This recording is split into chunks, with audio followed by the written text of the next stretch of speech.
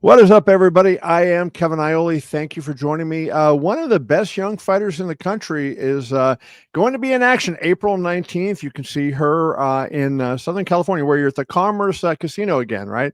And Yes. that is Iyana Right Hook Roxy Verduzco. Roxy, welcome. I appreciate you. How you been? I've been good. Thank you so much for having me on the show. I'm super excited.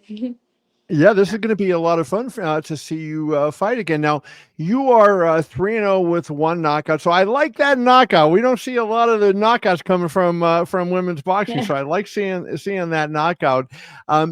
I want to start by asking this: you're working with Tom Loeffler at 360 Promotions now. He's getting working a lot with Dana White and UFC Fight Pass.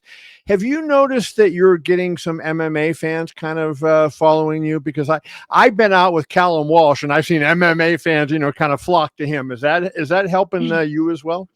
No, definitely. It definitely is. I've been posted on the UFC Fight Pass page. So sometimes you'll see comments saying, "Oh, I mean, I don't know what sport this is, but I'm supporting." Or they definitely love female fighters. And I definitely show face on that department as well. I go to MMA fights as well because I like to have fans from each different combat sport. It's very Of course. important. Now, say you had a decorated amateur career, 100 wins, and I know you fought in the Team Combat League in 2024. For people who don't know, explain that. That's like you fight different cities and you fight basically one round a night, correct? Yes, it's definitely like it's pro. You do have to turn pro. It is two. It's like what 2 minutes, one round.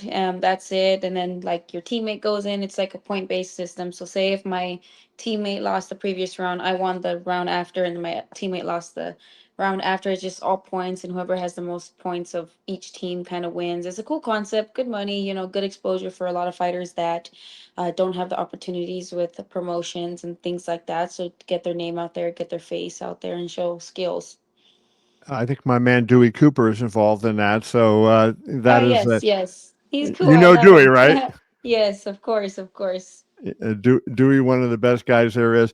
So, what was that experience like for you? Because I know you had turned pro and fought in regular pro bouts before that. So, was that just being able to kind of get some? Is it like big time sparring, or what would you consider TCL compared to a regular fight?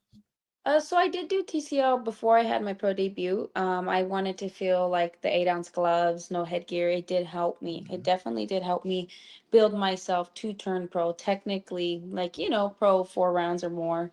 And then after I did have a fight, professional, I felt like I felt like I've been in here before. And then I did TCL again just to stay active. Had a little just figuring out where I wanted to fight, things like that. So it kept me active definitely, and it was fun to have different styles. You fight whoever is in front of you. You don't pick or you don't choose who you want to fight. It's just they're there in front of you and you fight them.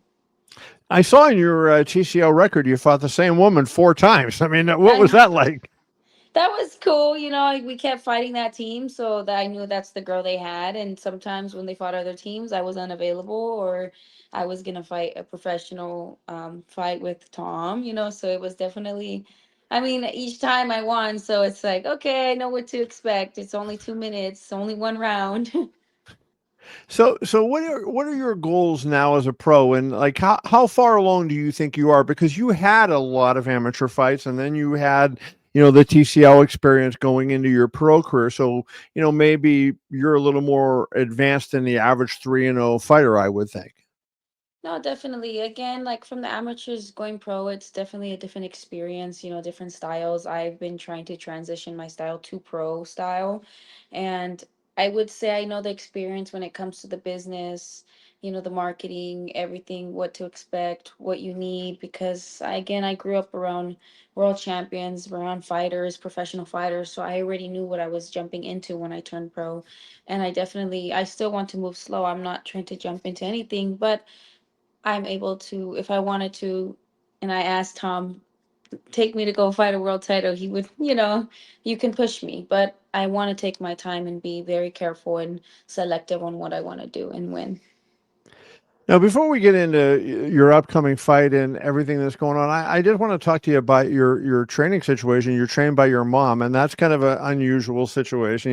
Mhm. We see father sons train each other a lot, and that sometimes can be you never know, right? Yeah. How is it like? How do you separate mom and daughter and fighter and coach? We definitely, I recently talked about this to somebody. For us, yes, the fathers and sons, they can get very emotional, and we are women, so we're a lot more with the heart. And we've learned to separate mom and coach. I say, okay, it's coach mode, flip it. And okay, right now it's mom. I need my mom, and we try not to change whether we're home or in the gym. We don't bring whatever's at home to the gym and whatever's in the gym to home. It definitely, and we have a better connection. Honestly, it's stronger for it. We're stronger. She knows, and I know she's not trying to burn me or take my money or do me wrong. And she's watching. She's careful who's around my circle. So, it's definitely mama bear, which is something I do need. And it's helped. Yeah, we get our little arguments, but overall, it's pretty healthy. What is that like growing? So obviously, if your mom is coaching boxing, she's got to be a pretty tough lady, right? So you grow up with Oh, somebody that can fight and do she's all that, tougher than like me, that's for sure. So what is that like? Like do were people a little wary being around your mom? Like hey, we don't want to do a sleepover at Roxy's house because mom might be a little rough there. Yeah, I mean, coming to the dating life, everyone's afraid of my mom, so they're like, "No, that's Coach G," And also too, like my mom's not a fake person. We're not fake people, so we don't like you. We don't like you. We love you. We love you, and they know not to shake our hand if they're not people we want to be around. And she's a very intimidating woman, but in a good way. She's a very powerful woman, and our whole family, we were raised to be powerful women, and they were all kickboxers, boxers, everything. And a lot of the family of my family were fighters, so we all Mm. had that strong personality. What is the it like being in a family of fighters? Like is everybody always trying to show off? Like what is that whole you come from that whole group? Like when the family gets together, is it a little different? I mean, I can't compare with my uncle. He was an undefeated kickboxer, Benny the Jet Yukitas. So I come from four generations, and they were all kickboxers. They're all older now, so I am the only one fighting left.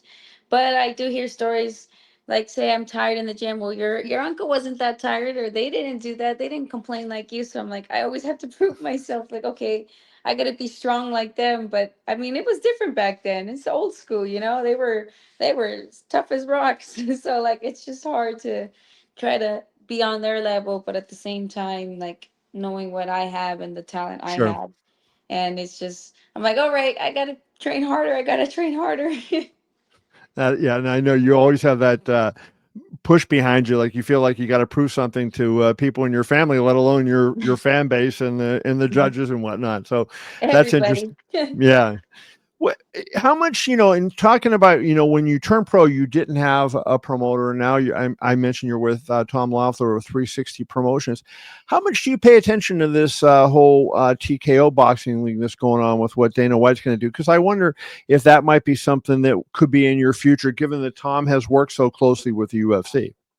Yes, definitely. Again, UFC Fight Pass is with Dana White, so I get the TKO thing. I'm not too sure. I haven't been mentioned anything about that. I did see the purses. If it is true, they would decide. Tom is smart. He knows what he wants to do with his fighters. So again, it's all up. It's in his hands. My career, my where he wants to move me. With Tom, he can work with any promotion. He's not blackballed anywhere, and he's a great man, no complaints. And again, he can move where he wants me to move, and that's what I like about him. He's more free, and it's not like drama here, drama there. So if the money's right, then it's okay. Do you feel like you're being sort of, I mentioned Callum Walsh before. Do you feel like you're kind of being taken down that same path that he's on? They're setting up shows for him and they're making him the big focal point. As you gain experience, you kind of feel like, that they might use you similar to the way they use him to headline shows and to kind of be, a star attraction. No, definitely. I tell Tom all the time I'm his next superstar. And I'm a female. I'm Latina. I speak Spanish, English. I have both fan bases. I know how to talk well. A lot of people come to my shows in LA. They're always pretty much sold out when I fight. So, I've had a fan base. I've been around for 17, 18, 19 years already. So it's definitely it's getting there. We'll get there. And I feel like I am the girl of the superstars that Tom has now. It's Callum, there's Cecilia Brockis, and now there's me. I want to ask you your opinion of this. It's something I've always wondered. I think the quality of women boxing is higher than it's probably ever been right now, right? There was a big fight on Saturday in Las Vegas, headlined by Mikaela Mayer and Sandy Ryan. And it was a terrific fight, the second terrific fight they had. But it seemed like the one thing that, the women don't do is get finishes in boxing, where they do get finishes in MMA. And so, do you think it has to do with the 2 minute rounds where, like, you're just getting started, getting somebody hurt, and the bell rings and you don't get the finish, or do you think it's there's something else that explains the lack of finishes that women's boxers have relative to women's MMA fighters? I definitely do. I've said this before. A lot of knockouts happen in the third minute. We don't have 3 minutes. 2 minutes flies by like this. And by the time already I'm thinking in the first round, boom, it's the next round. Boom, it's the next round. So yeah, I do believe it's the 2 minutes. And the knockouts, we're women in the same weight class. Our power is gonna be almost the same, or I'm stronger, they're stronger, So and then we don't have, they always say women's boxing, like, they're not, it's been getting better and better every decade. When I was a kid, I was looking up to Michaela and all of them, and now I sparred them. Or when I'm young, I'm looking at these little kids like, oh, they're coming for me, So it definitely do believe, like, if we had 3 minutes, it would be a lot different. I mean, in women's MMA, they fight 5 minutes just like the men, and I mean, they can kick, they can do whatever they want too. The thing about that is a lot of their knockouts, they come from like submissions or kicks and things like that. We have our hands, and they always say the defense thing. I was like, we don't have time to be slick and this and that. We need to throw. So we're in there to just hit each other in the face, and whoever threw the most punches in that round or connected the most wins the round. And it is harder because we don't have 3 minutes. A lot of these men, they take their time. They're slick. They can waste a round. We cannot waste any rounds. And we don't even fight 12 rounds. We fight 10 rounds. Right. Yeah. No, Amanda Serrano has been working hard, and she's going to fight Katie Taylor for the third time coming up in a few months. She's been working hard to try to get women to fight 3 minute rounds. Katie did not want to fight her the last time 3 minutes. I'm not sure if the third fight is, I don't think it is going to be 3 minute rounds. But do you feel like that's something you would support if it came in, if Tom said to you, hey, we can get your fights to be 3 minute rounds? Would that be something you would do? I would love to fight 3 rounds, but I also don't want to be on bad terms with the WBC because that's about I really want. So if Right. WBC says 2 minutes, I will fight 2 minutes. But if there's another organization that wants me to fight 3 minutes, then I'll fight 3 minutes. I would prefer 3 minutes. I would just train for it. And with the Katie Taylor, Amanda Serrano, I mean, of course Amanda wants the third minute.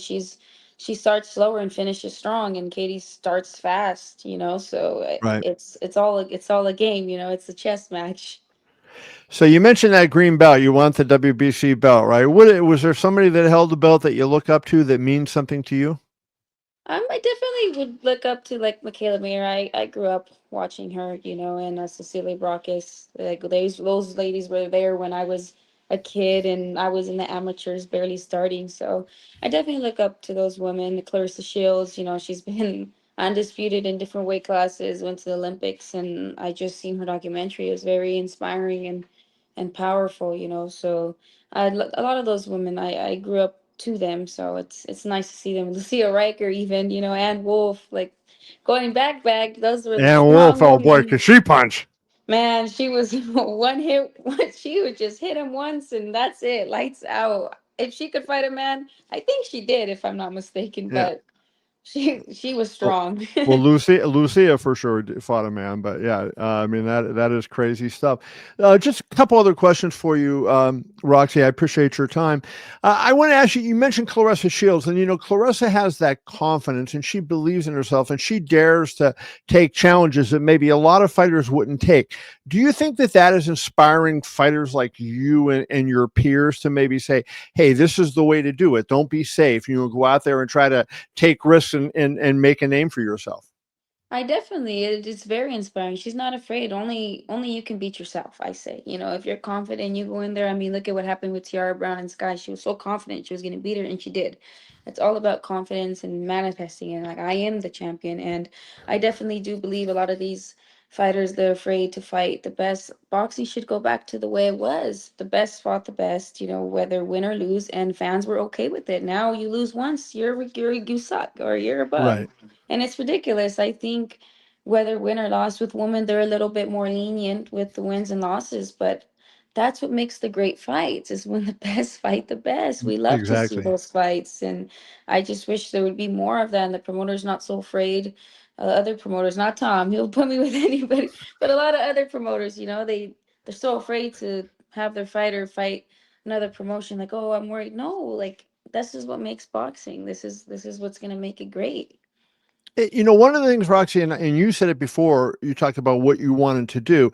It seems to me like sometimes the fighters let the promoters and their managers kind of decide things as opposed to taking an active role. And do you think the fighters need, the fighters don't know everybody else, right? But at least if you say, hey, I want to fight the best possible competition and make that point to your promoter, to your manager, that things could change. No, definitely. I do believe fighters should speak up, and see what's right for them. But half of the time, it's the fighter that's scared, or they're scared. They're Wow. worried about what people want to say about them, and they shouldn't, or they're worried about their fans, or worried what are they going to say. Don't feel like that. Push yourself and talk to your promoter, talk to your coach, and hey, win or lose, I still did it. I don't know if Jessica Maltez is scared, but I think she ought to be scared on April 19th. What kind of fight are you expecting from Jessica when you guys get going? I think she might come out there with everything again. I was supposed to fight another person, but this one took the fight instead. So just building my rounds up. What I don't know what to expect. I never underestimate opponents either. I treat everyone the same. I train just as hard. So she might come out there to prove a point, and I just have to stay relaxed, stay focused, don't fight with emotion. You can catch her on UFC Fight Pass April 19th from the Commerce Casino, Commerce, California. Roxy Verduzco. I appreciate you, Roxy. Good luck to Thank you you. It was so great to much. talk to you. You too. Thank you so much for having me. Bye Bye. bye.